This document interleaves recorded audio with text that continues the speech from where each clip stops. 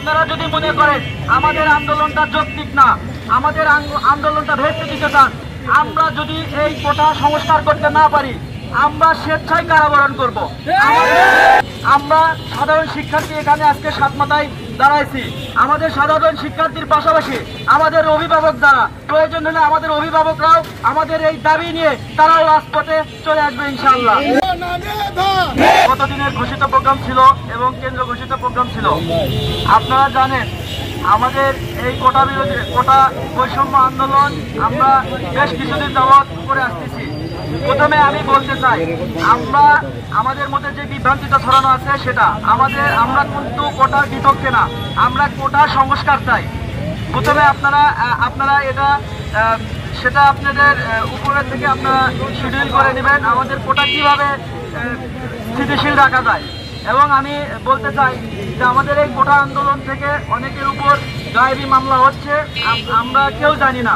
আমরা বলতে চাই আমাদের যদি আন্দোলনটা দমায় দিতে চান এই মামলা করে আমাদের আন্দোলন দমায় দেওয়া যাবে না, আমাদেরকে হামলা করে আমাদের আন্দোলন দমায় দেওয়া যাবে না।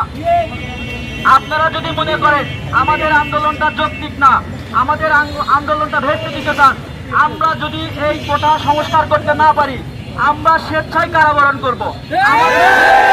মামলা দিয়ে জেলে দিতে হবে না, আমরা সবাই স্বেচ্ছায় কারাবরণ করব যদি আমাদের প্রয়োজন পড়ে। পরিশেষে আমি বলতে চাই, বক্তব্য দীর্ঘায়ু করব না, আমরা সাধারণ শিক্ষার্থী এখানে আজকে সাত মাথায় দাঁড়াইছি। আমাদের সাধারণ শিক্ষার্থীর পাশাপাশি আমাদের অভিভাবক যারা, প্রয়োজন হলে আমাদের অভিভাবকরাও আমাদের এই দাবি নিয়ে তারাও রাজপথে চলে আসবে ইনশাআল্লাহ। ধন্যবাদ সবাইকে।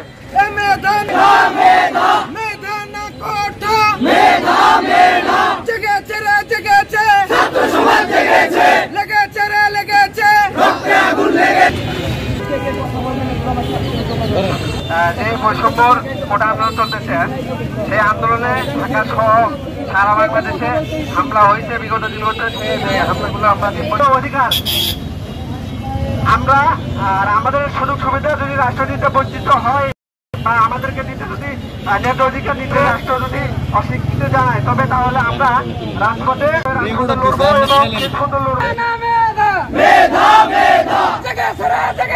ছাত্র সমাজ জেগেছে।